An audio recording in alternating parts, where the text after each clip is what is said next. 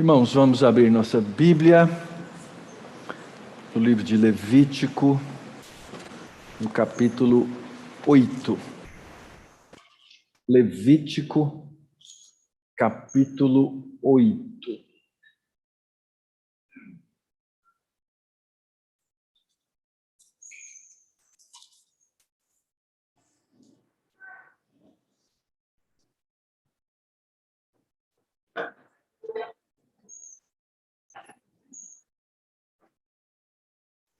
Nós estamos fazendo a exposição do livro todo. Começamos lá no capítulo 1 e temos caminhado domingo após domingo nessa série de exposições. O Senhor tem nos dado graça, já fizemos a exposição do livro inteiro de Gênesis, depois fizemos de Êxodo, e agora estamos aí nesse terceiro livro do Pentateuco, que é o livro de Levítico. Antes de começar, deixa eu fazer uma pergunta para vocês. Você pode levantar a mão, se você lembrar, ok? Antes da nossa série de exposições, você lembra de ter ouvido algum sermão expositivo no livro de Levítico? Levanta a mão.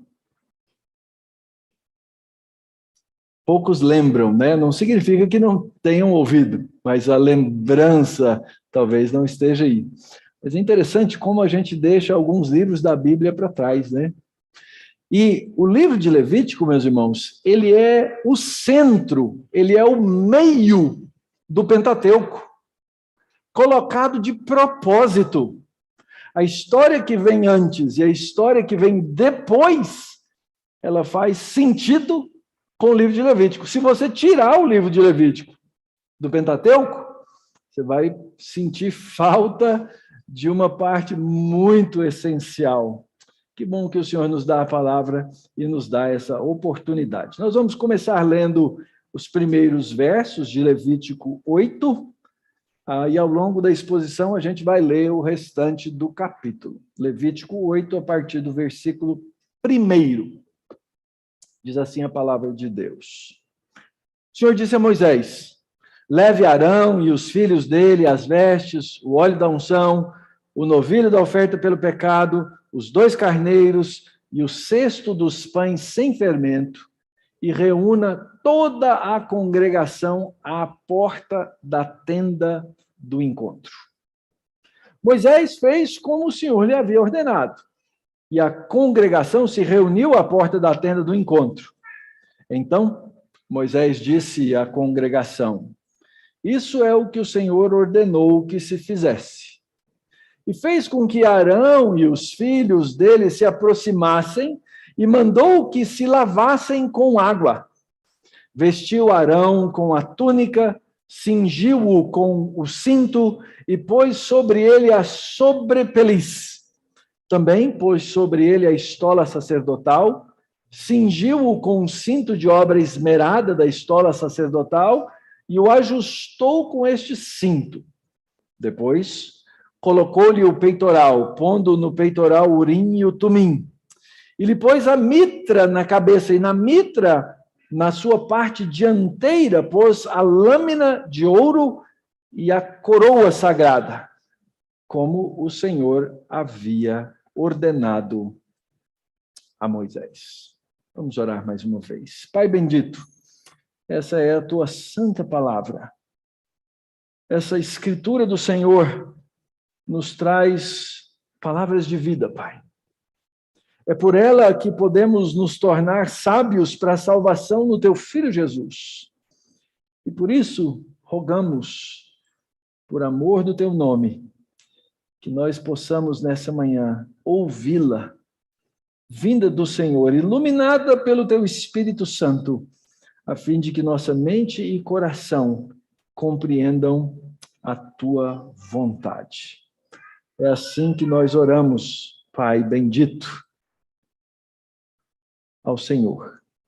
Que as palavras dos meus lábios e o meditar do meu coração sejam agradáveis na tua presença, Senhor meu, rocha minha, Redentor meu. Amém. Muito bem, irmãos. rapidamente falei no comecinho que o livro de Levítico está no centro do Pentateuco. E no centro do livro de Levítico está o dia do perdão, o dia da expiação, o Yom Kippur. E antes e depois desse centro, nós temos blocos de textos que nos falam sobre sacrifícios no começo e no fim. Depois, sobre os sacerdotes, depois sobre a purificação. Então, hoje, nós estamos entrando nesse segundo bloco de texto, que é o bloco que nos fala sobre os sacerdotes, capítulos 8, 9 e 10. Nesses 3 capítulos, o que nós encontramos no texto descreve a ordenação dos sacerdotes para o culto público. Depois do capítulo 9, o primeiro culto que eles vão celebrar, e depois, no capítulo 10, o primeiro culto que eles vão contaminar. Muito importante isso, irmãos. Entendermos que o culto pode ser facilmente contaminado na nossa desobediência. Nesse capítulo 8, você vai ver, por exemplo, começando desde aqui, dos primeiros versos, o verso 4, olha só. Moisés fez como o Senhor lhe havia ordenado. No final do versículo, de novo, isso é o que o Senhor ordenou que se fizesse. E por 7 vezes, ao longo do capítulo 8, nós vamos ouvir essa frase ressoar uma vez após outra, conforme o Senhor lhe havia ordenado, conforme o Senhor lhe havia ordenado. E aqui fica uma primeira lição, o culto, irmãos, e essa é a compreensão reformada a respeito do culto, e a gente vai desenvolver isso ao longo desses 3 capítulos, é que a adoração é um ato que nós devemos a Deus, e que nós devemos a Deus conforme o Senhor ordenou ao seu povo. Como é que a gente entende o livro de Levítico aí no meio do Pentateuco? Nós sabemos que Deus havia prometido ser Deus e Israel ser o seu povo. Nós sabemos que esse povo rebelou-se contra o Senhor constantemente. Ao longo da caminhada no deserto, Moisés e o povo obedecem à voz de Deus, que havia ordenado, mandado construir um tabernáculo. E no final do texto do livro de Êxodo, o tabernáculo é concluído. O tabernáculo é montado. E o texto diz que a nuvem permanecia sobre o tabernáculo e a glória do Senhor enchia o tabernáculo. Você precisa lembrar do Monte Sinai. Lembra do Monte Sinai? Eles tinham saído do Monte Sinai. Foi ali que Deus ordenou a construção e Deus estava onde? Em cima do monte. Lembra? O povo não podia chegar nem em volta. Deus disse, quem chegar e tocar animal, gente, exceto quem eu ordenar, morre. Agora aquela glória sai de cima do tabernáculo, do monte, e vem para cima do tabernáculo. O que acontece? Eles não podiam entrar no tabernáculo. Deus estava lá, Deus se fez presente, mas eles eram impuros, o seu estado de impureza não permitia que eles chegassem à presença de Deus. Então, a primeira coisa que precisa ser feita é o sacrifício. O capítulo 1 narra como acontecem os sacrifícios. Vários tipos de sacrifícios que nós estudamos nos domingos passados. O holocausto, oferta de cereais, oferta do pecado, oferta pela culpa, consagração, sacrifício pacífico. Era necessário para chegar na presença de Deus. Mas não tinha ninguém preparado para fazer isso. Todos eram impuros. Todos estavam no seu estado de pecado. Então Deus, que já havia prometido desde o livro de Êxodo, diz, agora vou purificar, eu vou santificar aqueles que poderão oferecer os sacrifícios. Então, esse capítulo, ele nos conta a história da ordenação dos sacerdotes para resolver um problema anterior. O problema que havia sido criado pelo homem em Gênesis capítulo 3. O problema do pecado. O problema da desobediência. E Deus, então, estabelece todas as normas, todas as regras, tudo aquilo que era necessário para que alguém pudesse aproximar-se do Senhor. E aqui, então, a partir desse conceito, dessa oferta e desse sacrifício, que é chamado de, repetidamente no livro de Levítico, o Corban, algo que é dedicado ao Senhor conforme orientado pelo Senhor, é a maneira como nós precisamos aprender sobre a nossa vida cristã. Você vai dizer assim, mas pastor, esse negócio dessa lei já não vale nada.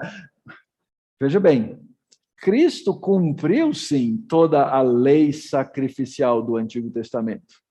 Mas isso não significa que na compreensão da história da redenção, nós não tenhamos que olhar de volta para essa lei, enxergá-la pelos olhos da graça e aprender com ela. É por isso que Deus nos deixou toda a Bíblia. Senão ele tinha deixado assim, ó, fica só com o Novo Testamento, tá bom. Mas não é assim. Nós temos toda uma escritura para aprender e crescer diante de Deus. Então, vamos dar os passos juntos com Moisés e junto com aqueles sacerdotes, principalmente o sacerdote que vai ser o sumo sacerdote Arão, que vai ser ordenado sumo sacerdote. É aqui que a gente vai aprender como é que esse sacerdócio do Antigo Testamento se desenvolve. E se você observar bem, você voltar capítulos atrás, você vai ver que todos os capítulos anteriores começam mais ou menos assim. O Senhor falou a Moisés, o Senhor disse a Moisés, o Senhor instruiu, e assim por diante. Quando a gente chega no capítulo 8, o Senhor também fala, só que agora Deus ordena Moisés a agir. Até então nós tivemos só palavra. A partir de agora a gente tem palavra e ação acontecendo nesses próximos 3 capítulos. Esses homens, que eram os filhos de Levi, ou os descendentes de Levi, e especificamente dos descendentes de Levi, os filhos de Arão, que era um levita, eles vão constituir esse corpo de sacerdotes para o povo de Deus. Tudo isso, gente, que vai acontecer aqui nesse capítulo, você vai voltar e você vai ler lá em Êxodo, capítulo 29. Lá, Deus falou, olha, você faz assim, faz assim, faz assim, faz assado. E aqui, o texto, o que Moisés faz? Moisés faz exatamente como estava prescrito e descrito. Primeira coisa que a gente aprende aqui é que esse é um ato comunitário. Observe que Moisés disse, pega Arão, o Senhor disse a Moisés, leva Arão, os filhos, as vestes, tudo isso já havia sido descrito. Verso 3, e reúna toda a congregação à porta da tenda do encontro. Esse é um ato comunitário. Ninguém pode ser ordenado a um ofício no corpo de Cristo de si mesmo. Eu não posso me proclamar um sacerdote. No Antigo Testamento não era assim, no Novo Testamento também não será.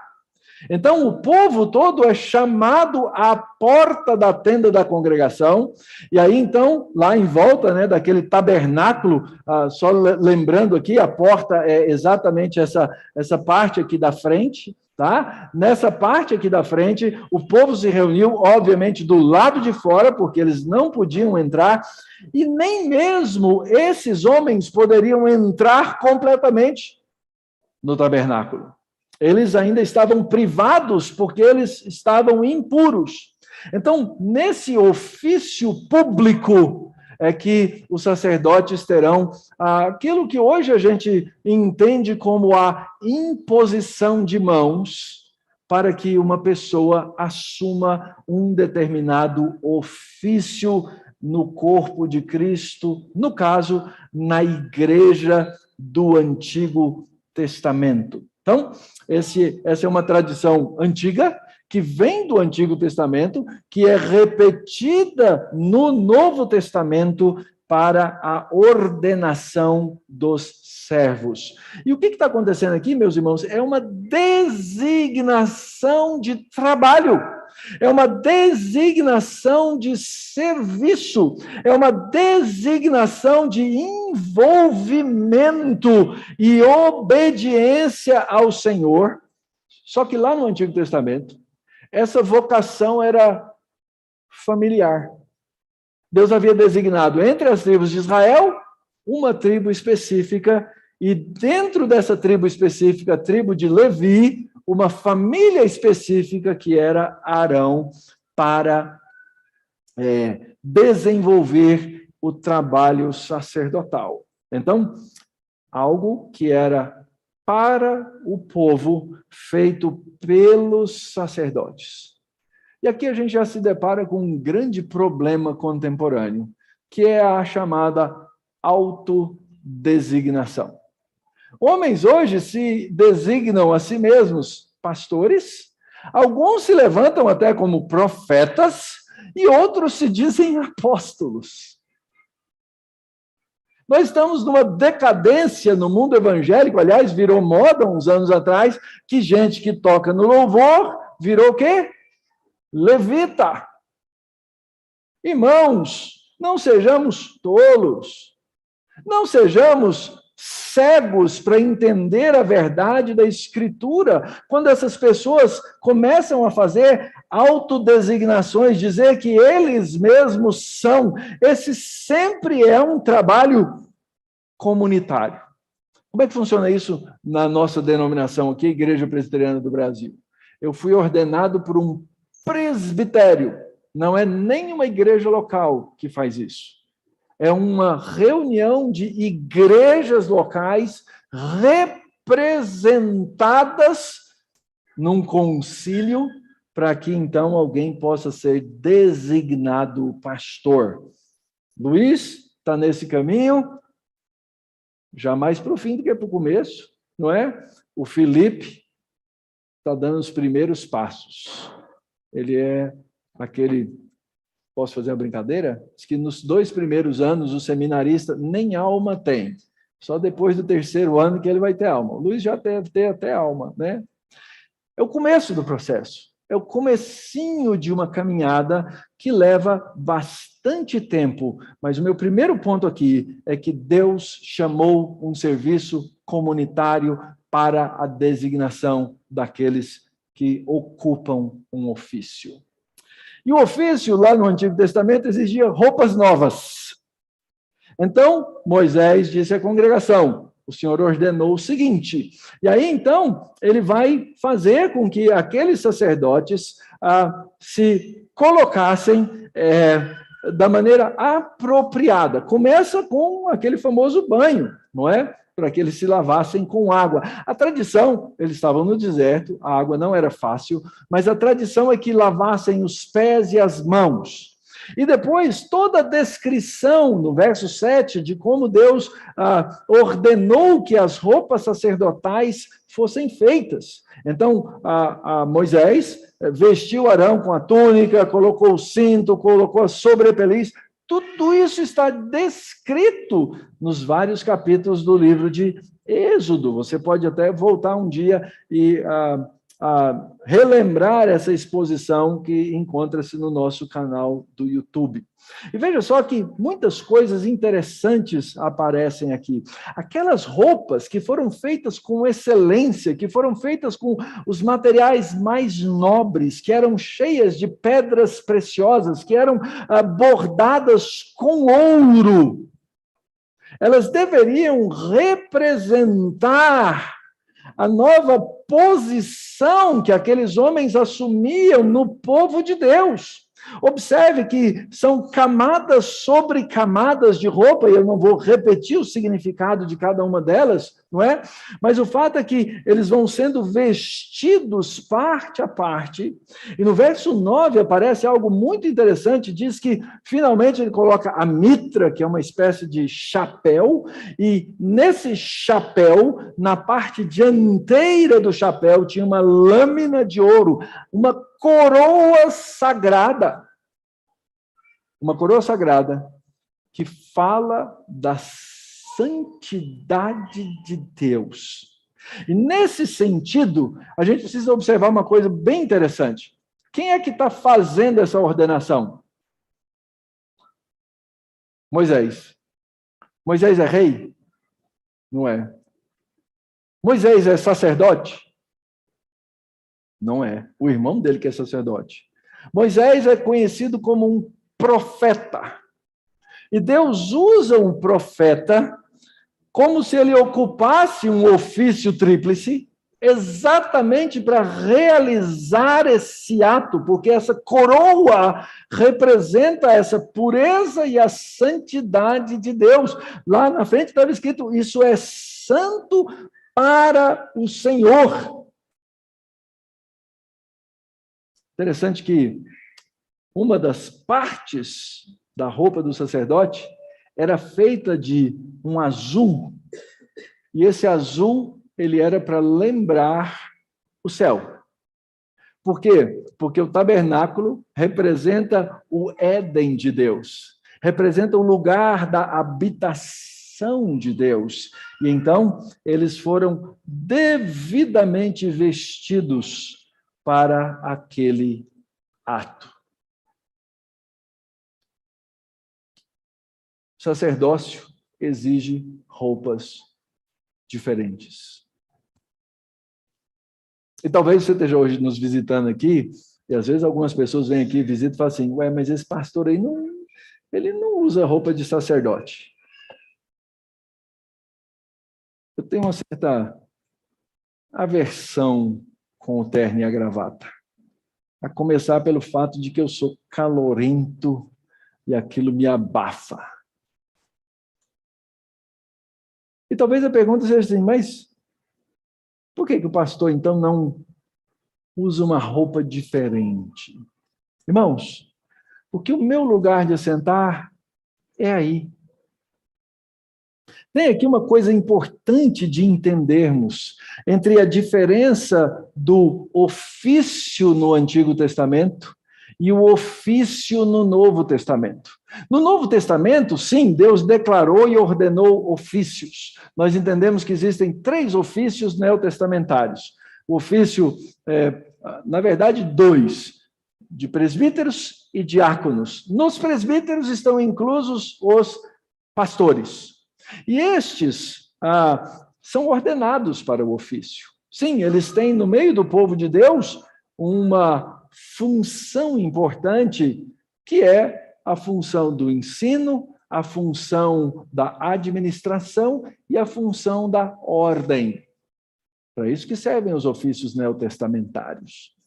Mas muito diferente daqueles ofícios veterotestamentários, o que nós aprendemos, irmãos, é que a Igreja de Cristo, o corpo de Cristo, recebe roupas novas de Cristo.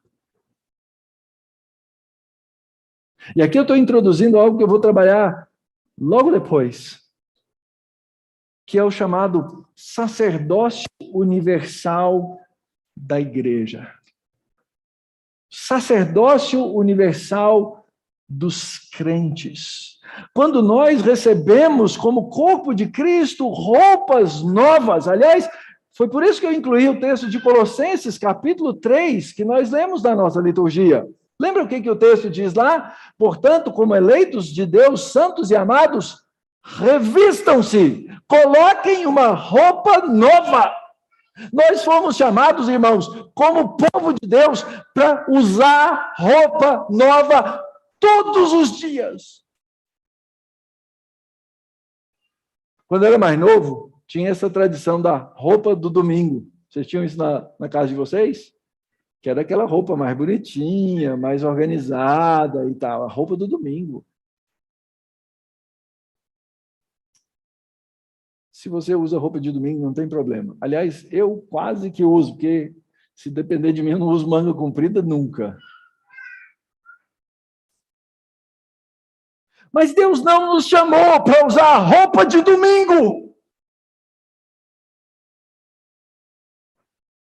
Deus nos chamou para sermos revestidos da santidade de Cristo. Como eleitos de Deus, viver, conforme diz o apóstolo Paulo, santos e amados, com compaixão, com bondade, com humildade, com mansidão, com paciência, dando suporte uns aos outros, aprendendo a perdoar como fomos perdoados, aprendendo a viver do vínculo da perfeição, que é a paz de Cristo, aprendendo, irmãos, ações de graças. O povo de Deus é um povo agradecido ao Senhor. Hoje pela manhã, eu li um breve relato, bem curtinho, de um pastor da República Dominicana, que recebeu um comunicado de um pastor na Ucrânia. Como vocês acham que a igreja na Ucrânia está vivendo hoje, irmãos? Debaixo de uma guerra. Eu já vi, pelo menos, quase uns 10 vídeos da igreja adorando durante a guerra.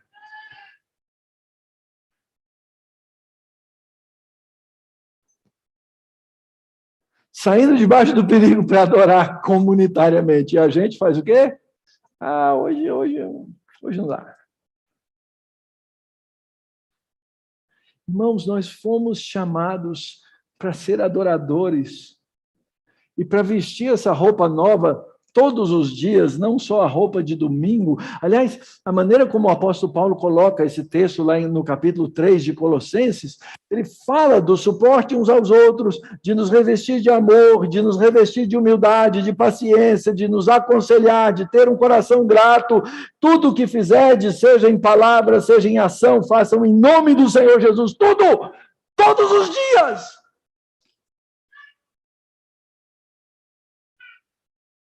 E a sequência do texto, o que o apóstolo Paulo fala? Esposas. Sejam submissas aos seus maridos. Maridos, amem as suas esposas. Ele fala para cada um, para a esposa, para o marido, para os pais, para os filhos, para os servos, porque a roupa do nosso sacerdócio, ela é para ser usada todos os dias. Todos os dias. Um sacerdócio exige roupas novas. A nossa roupa é a roupa de Cristo. É a roupa do Senhor. Também para o sacerdócio é exigido um lugar santo com homens santos. Isso diz respeito àquilo que a gente chama de consagração. Vamos ler esses versos 10 a 13. Diz assim: então Moisés pegou o óleo da unção, ungiu o tabernáculo e tudo nele o consagrou. 7 vezes ele aspergiu do óleo sobre o altar e ungiu o altar e todos os seus utensílios, bem como a bacia e o seu suporte, para os consagrar. Depois derramou do óleo da unção sobre a cabeça de Arão e ungiu-o para consagrá-lo. Também Moisés fez chegar os filhos de Arão, vestiu-lhes as túnicas, cingiu-os com o cinto e atou-lhes os turbantes, como o Senhor lhe havia ordenado. Esse óleo que é mencionado aqui, tem a receita dele lá no livro de Êxodo. Cada partezinha dele descrita. E havia uma proibição de que aquela receita daquele óleo fosse usada para qualquer outra coisa. Diz o texto lá que quem usasse aquele óleo fora desse contexto seria eliminado do meio do povo de Israel. Então, o que está acontecendo aqui é um ato de consagração. Observe que Moisés consagra os objetos, ele unge com aquele óleo o tabernáculo, os objetos, os utensílios. Verso 11 diz assim: 7 vezes ele fez isso. Estão vendo como esse número é importante nesse capítulo, aliás, na Bíblia como um todo, a ideia de que uma coisa é completamente feita. Por isso, a frase aparece 7 vezes, como o Senhor havia ordenado. E aqui diz que Moisés realizou essa unção 7 vezes. Depois de consagrar os objetos, olha o verso 12. Derramou do óleo da unção sobre a cabeça de Arão e ungiu-o para consagrá-lo. Lembra? Arão, o sumo sacerdote. E depois os seus filhos, na sequência, seriam os demais sacerdotes ou sumos sacerdotes. O que nós lemos no Salmo 133, no começo do culto? Ah, quão bom e agradável é viverem unidos os irmãos. É como o óleo precioso que é derramado sobre a cabeça de Arão e desce para a gola de suas vestes. O único jeito, irmãos, daquele povo chegar na presença de Deus era por meio do sacerdócio designado de Arão. Segue a figura aqui comigo. Nós, ocidentais, imaginando essa figura de óleo sendo derramado na cabeça, a gente fica meio assim, né? Mas aquele óleo foi derramado sobre a cabeça de Arão. E quando ele escorreu da sua cabeça pela sua barba, e foi descendo, aquele óleo passou sobre o peitoral, e naquele peitoral havia 12 pedras, pedras preciosas engastadas com ouro, significando o valor do povo de Deus para Deus. E aquele povo, naquele ato, estava recebendo a unção do Senhor. Aquele óleo era um óleo para o povo de Deus.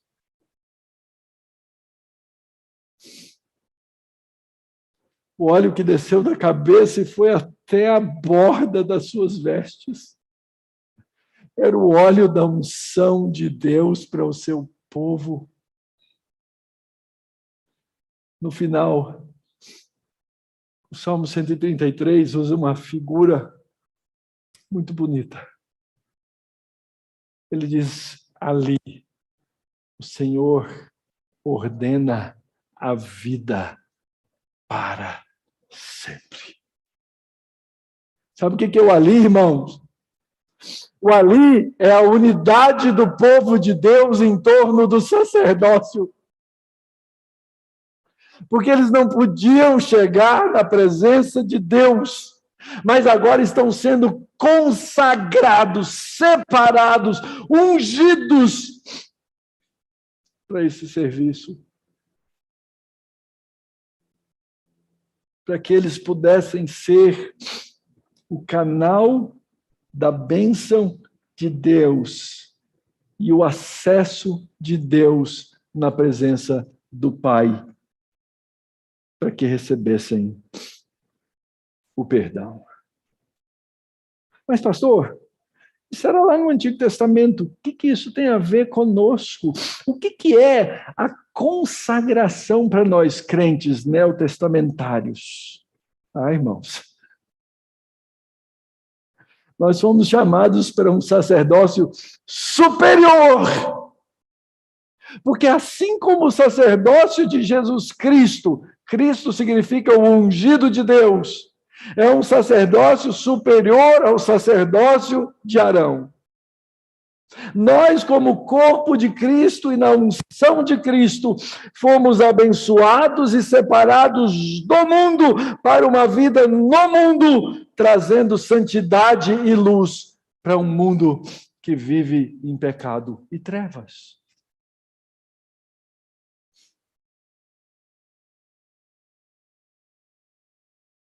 Nós fomos consagrados, irmãos.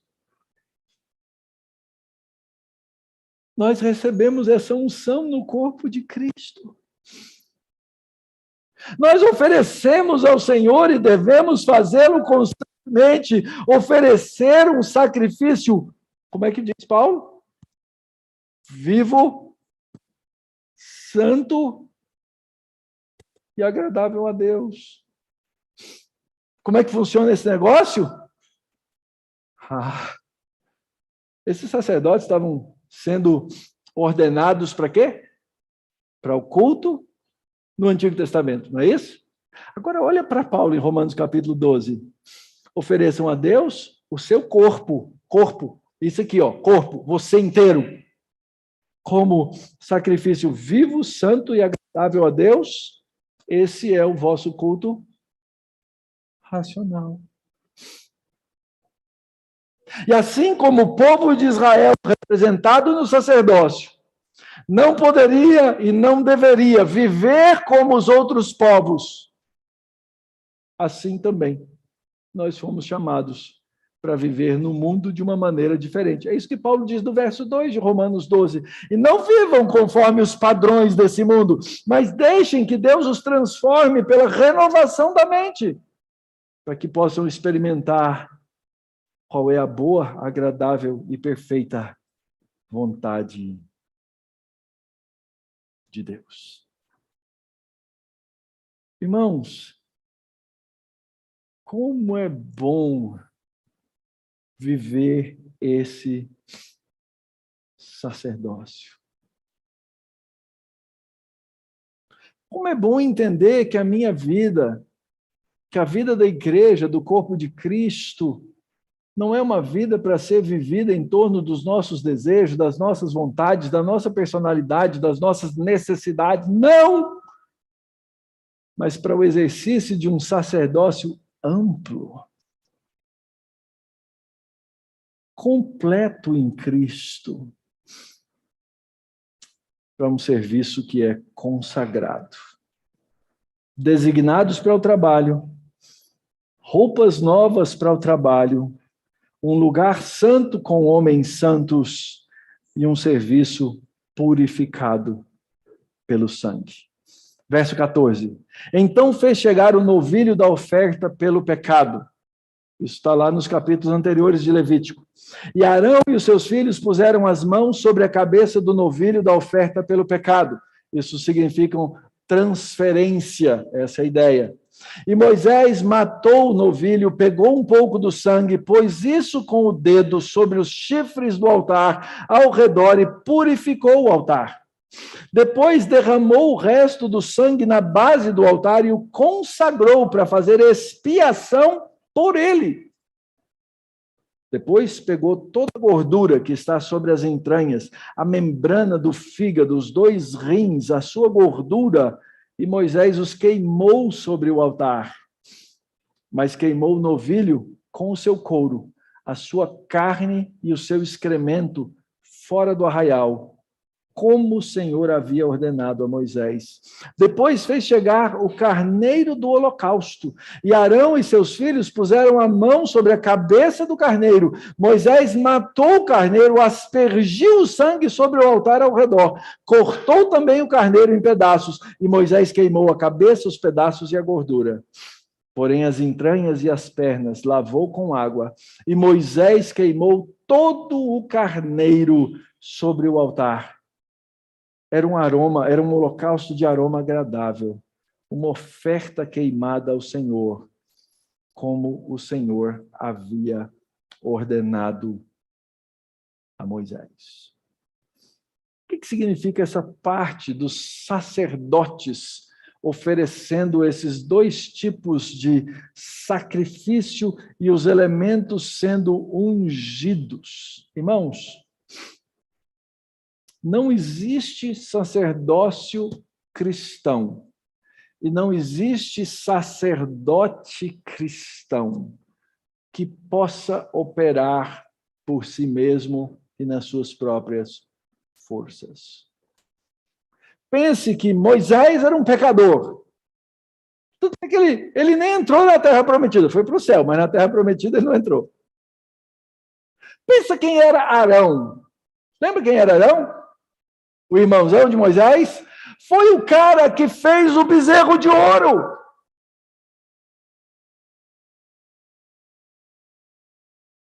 Quanta graça, irmãos.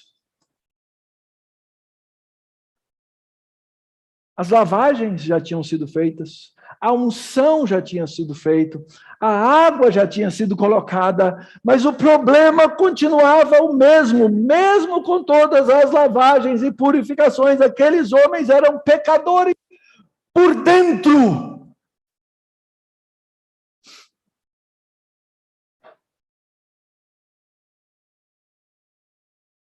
E não havia na raça humana um representante que pudesse fazer aquele serviço.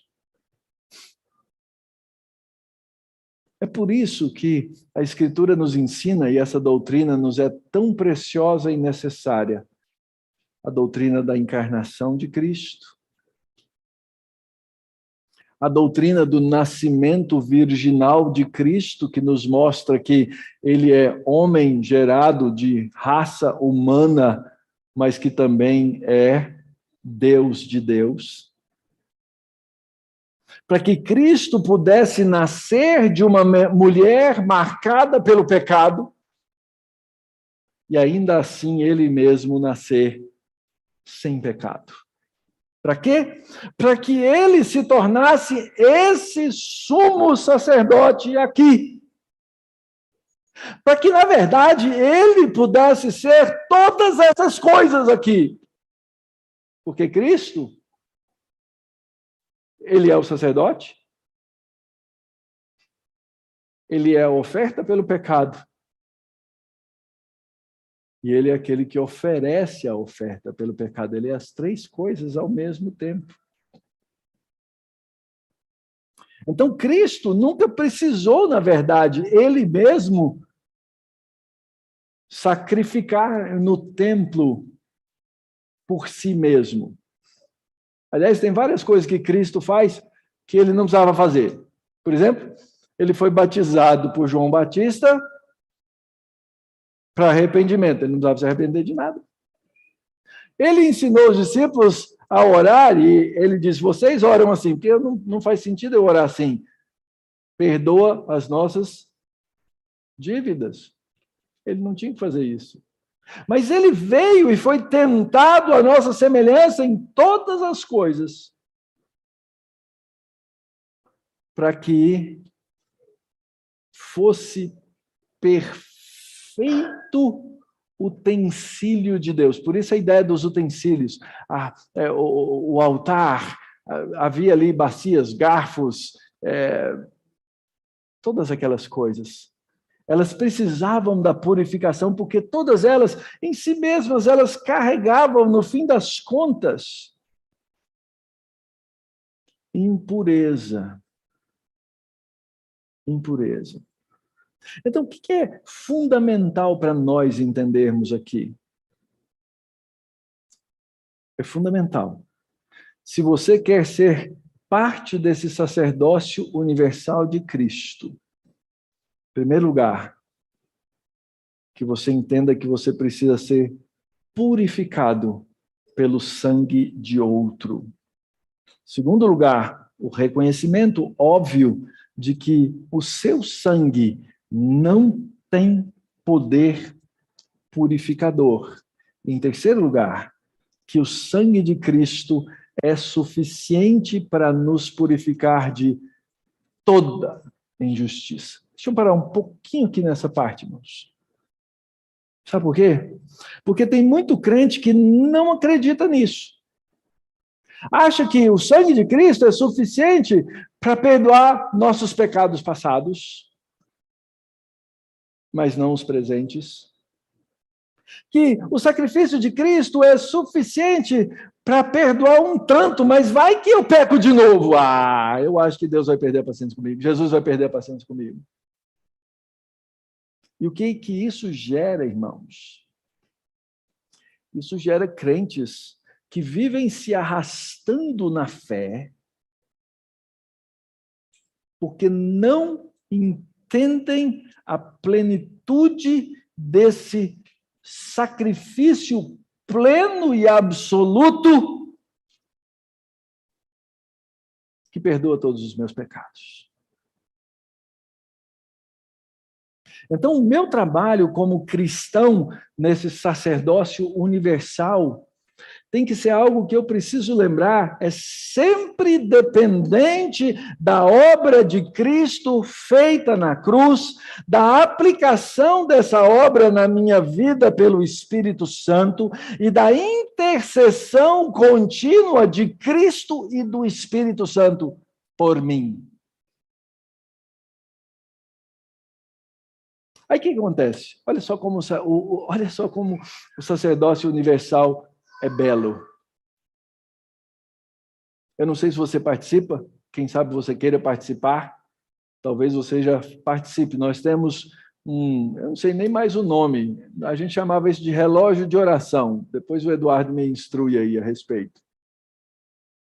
Mas todas as semanas eu recebo o nome de alguns irmãos para orar por eles.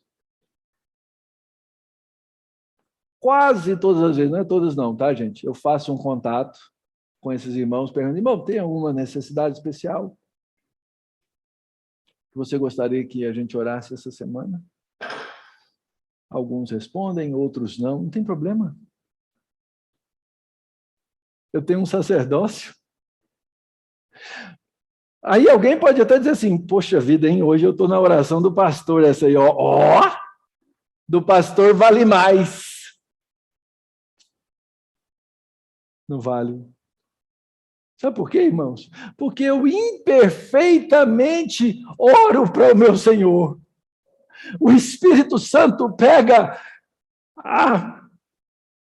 a incoerência da minha oração e traduz diante do Pai. E Jesus Cristo a torna uma verdade para os meus irmãos. Isso chama-se, irmão, sacerdócio universal. Não é baseado, não é fundamentado na minha capacidade, nem no fato de que eu sou um oficial ordenado, nada disso. A minha oração não tem poder, esquece essa coisa. Quem tem poder é Cristo. Quem traduz é o Espírito. Quem responde é o Pai.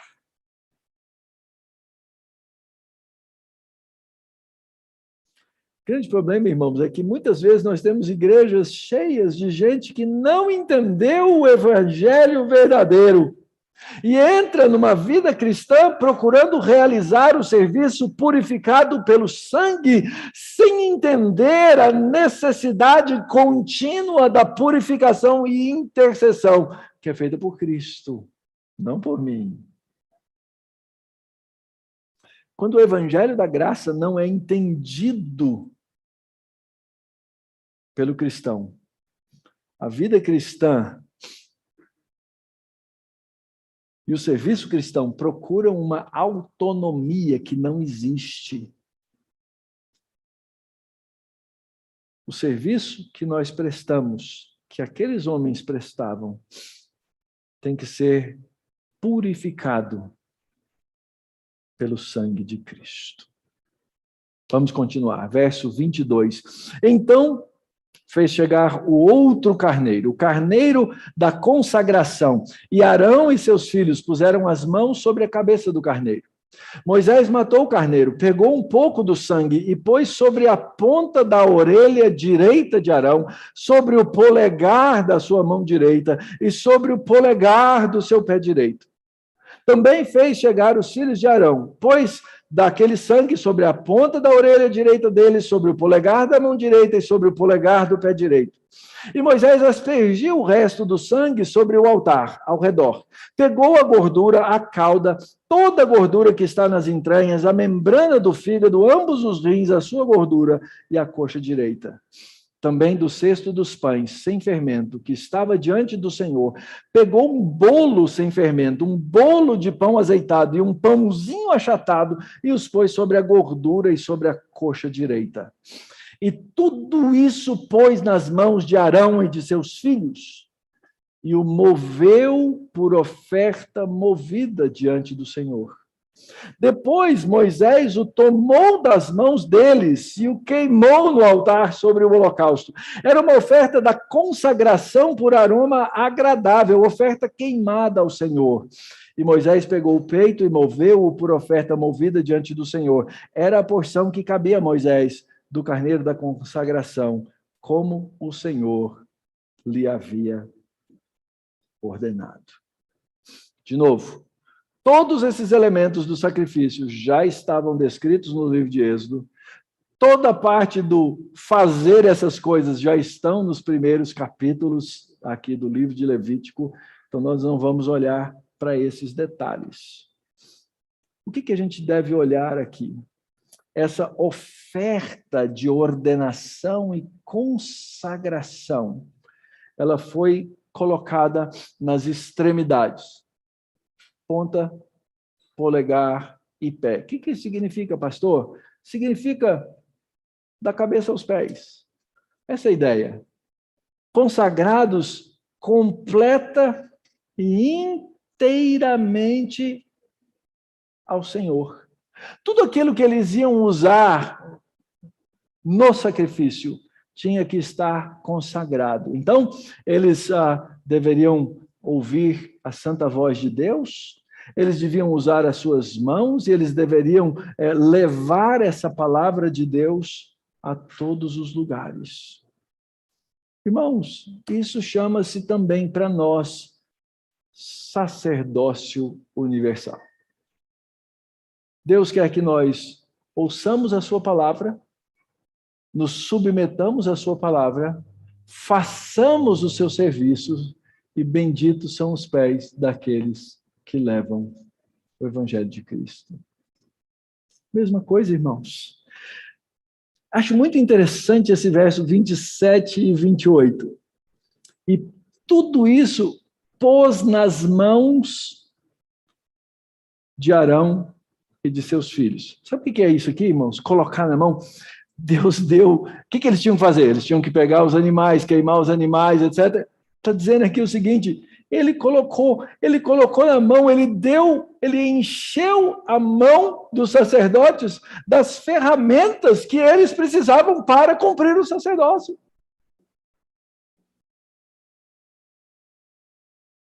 Encher a mão é isso. Aliás, essa é a palavra no hebraico que é traduzida por ordenação. É Deus capacitar alguém para fazer um serviço. Mas o mais fantástico é o verso 28.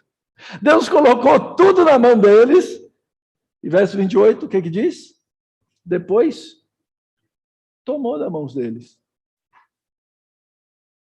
Deu e tomou. Deu, tomou e queimou. Sabe para quê? Para que nenhum deles e para que nenhum de nós venhamos a pensar que as ferramentas são nossas. Que nós não precisamos fazer fundamentados em cima do sacrifício do próprio Cristo.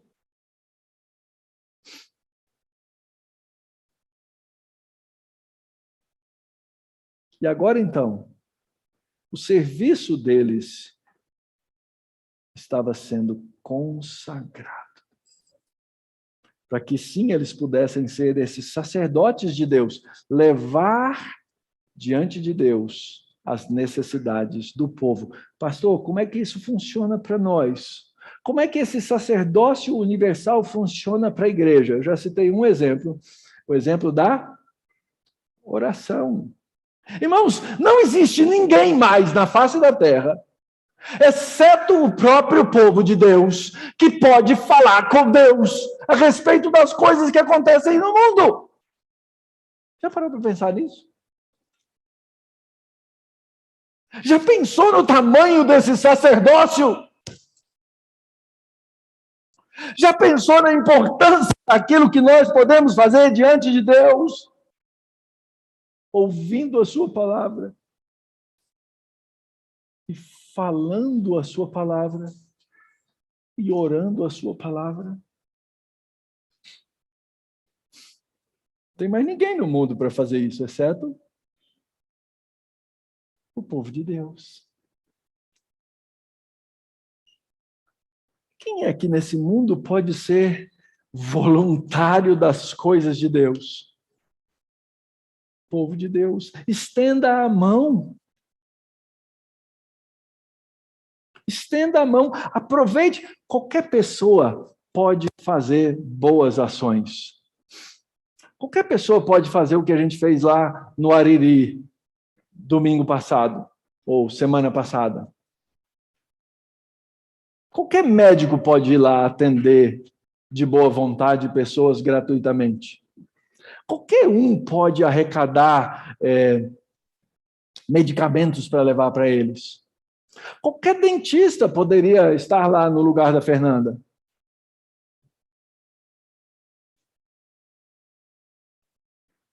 Mas só o povo de Deus pode usar destas oportunidades para estender para aquele povo o evangelho da graça. Ninguém mais. Faça amizades reais, verdadeiras, relacione-se com as pessoas, porque elas vão entender e ver quem você é, para que você também possa falar da sua vida espiritual com essas pessoas próximas de você. Você não precisa ser o chato do escritório,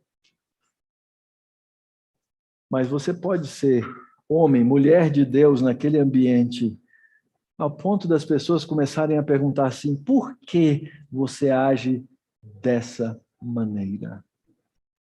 Isso é sacerdócio universal. Modelar a fé. Exemplificar na vida aquilo que esse evangelho fez por mim. Sendo sincero, sendo transparente, falando das suas próprias lutas e de como o Senhor vence as lutas no nosso lugar.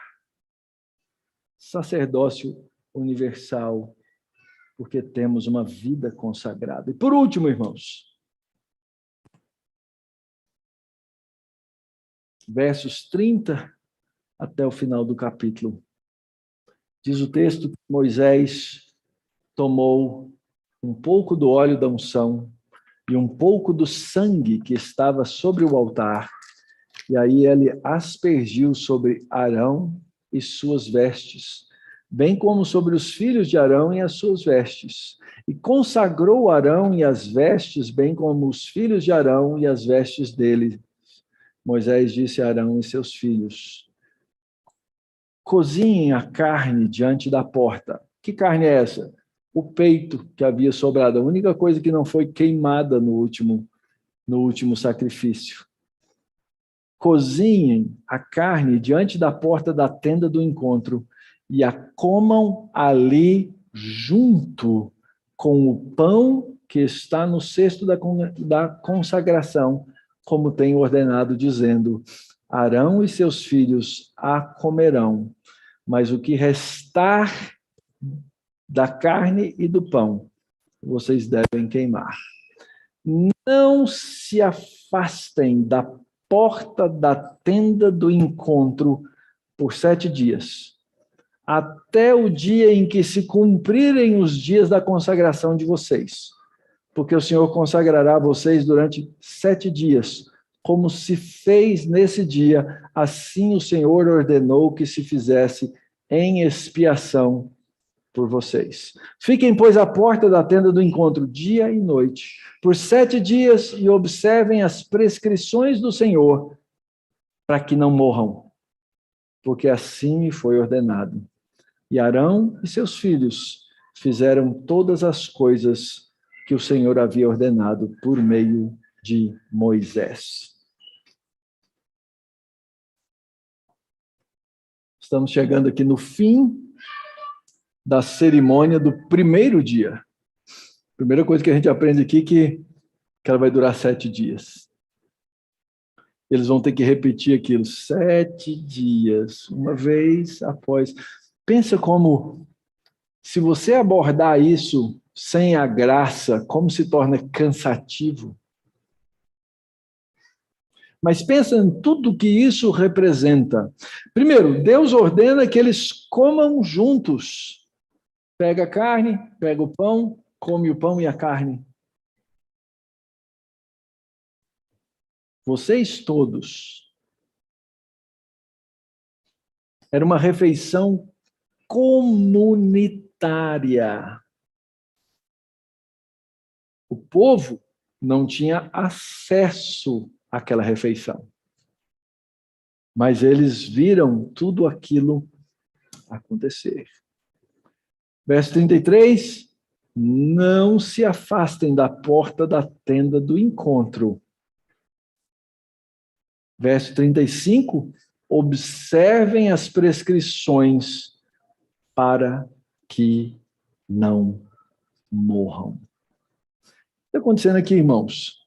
Está acontecendo uma coisa que nós vamos depois, o Novo Testamento depois vai traduzir para nós no sacerdócio universal.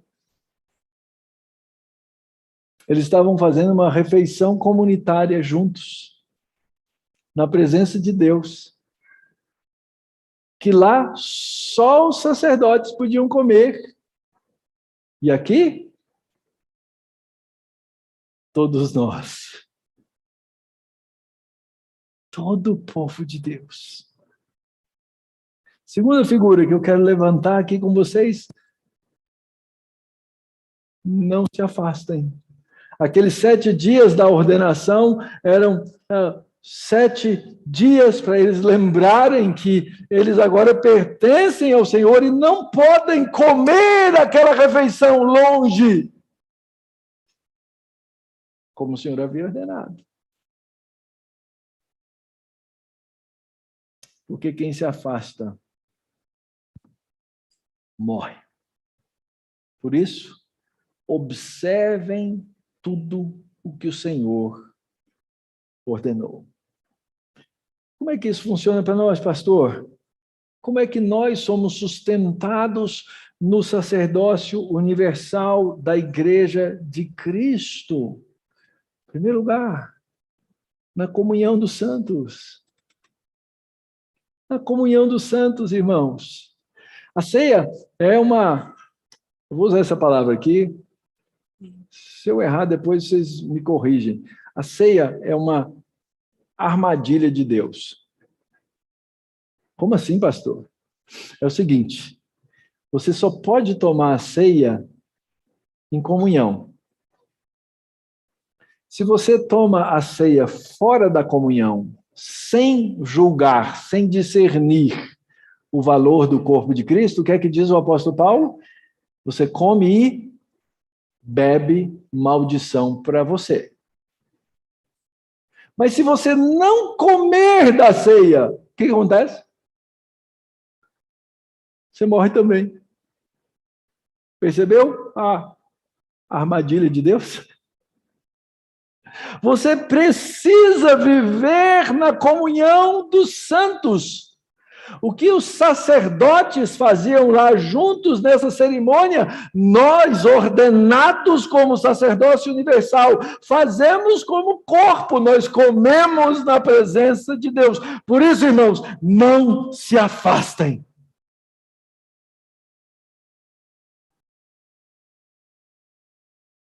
As consequências do afastamento são caminho de morte.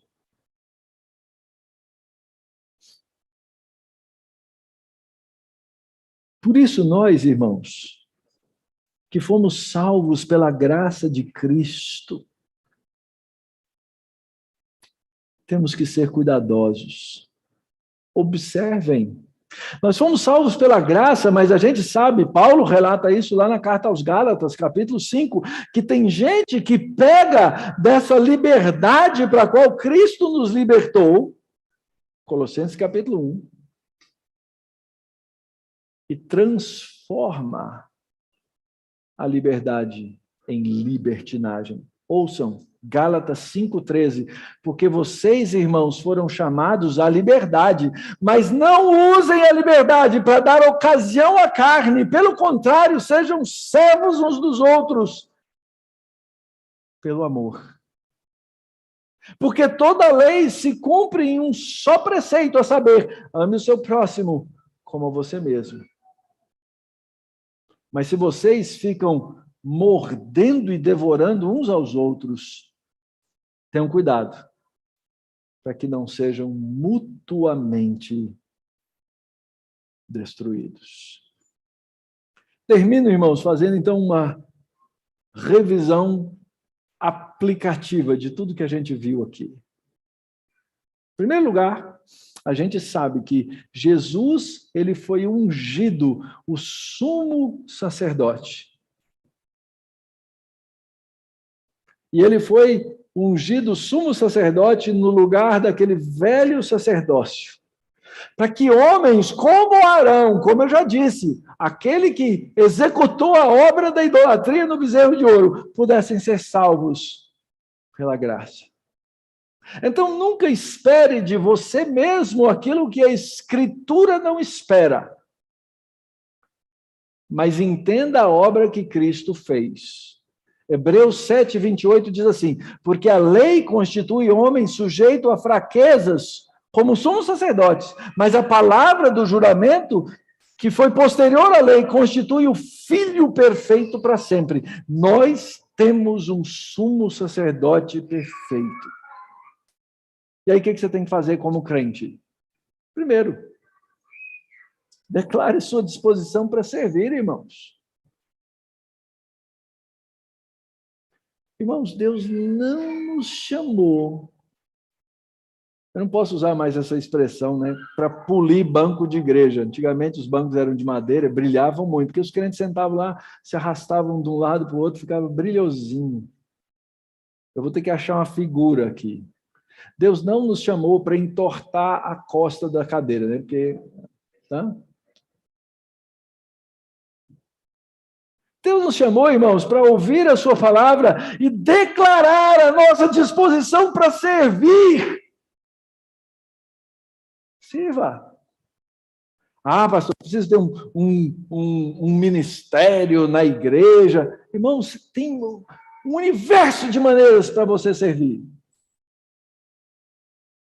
O ponto é que você deve se comprometer com esse serviço, se comprometer no corpo, exercer esse sacerdócio universal. Todos nós temos acesso direto a Deus por meio de Cristo. Todos nós falamos a pessoas a respeito de Deus. E todos nós podemos levar as necessidades das pessoas diante de Deus. As três coisas que um sacerdote fazia. Por isso, irmão, se consagre para esse serviço. Lembre-se que nesse serviço você precisa ser purificado. Nós fomos feitos reino de sacerdotes. Nós fomos chamados para proclamar as virtudes daquele que nos chamou das trevas para a sua maravilhosa luz. E a gente pode fazer isso em Cristo. Por isso, irmão, irmã, se dedique ao serviço. Nossa igreja tem tanta coisa para ser feita. Tanta coisa. Tem tanta gente para ouvir o evangelho no mundo. Tem tanta missão para ser realizada. E nós fomos chamados para isso. Se nós não fizermos, o sacerdócio fica vazio. E nisso, irmão, desfrute dessa comunhão. Se há uma coisa que dá prazer e alegria para mim, pastor, é estar com vocês aqui, nesse ambiente de adoração. Lembra uma coisa? Uma palavra de Jesus?